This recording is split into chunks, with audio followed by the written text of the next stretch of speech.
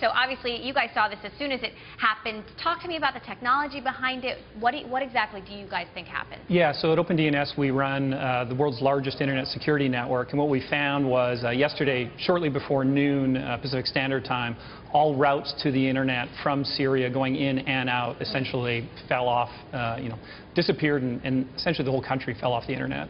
So given that, who do you think is behind it? I mean, is this the government? Yeah, so it's hard to speculate, of course, but there's really only two things that could happen. A catastrophic cable cut or some kind of event, major hardware malfunction, or, of course, some type of intervention from the government. And what's more likely? And based on history, more likely the latter.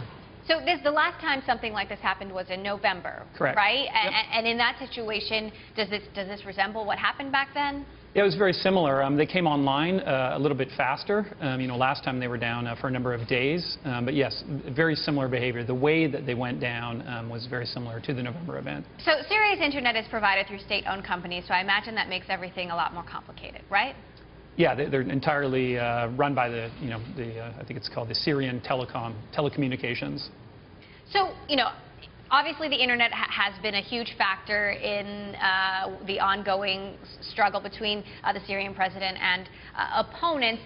Social media has been a big part of that. Why not be more strategic and just cut off Facebook or Twitter like the Chinese government does? Yeah, I mean, government filtering per se is sometimes a little harder to do, so there's probably technical challenges around that. Maybe they don't have the infrastructure or the technical knowledge to do that, versus it's a lot easier to just shut off everything versus selecting a protocol or a port or a website or a particular piece of traffic.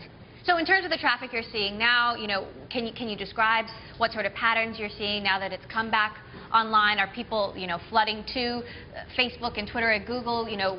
Where are they going now that they can access the internet? Yeah, so we're not seeing any abnormal. There was a spike of traffic, of course, some that may be pent up, either through the people or, of course, through technology. During the time they were off, we did see a number of social media actually being used by journalists and other folks over satellites. But there wasn't a huge spike of traffic, once they came back online. There was a lot of people talking about that they were offline and what could have happened, however.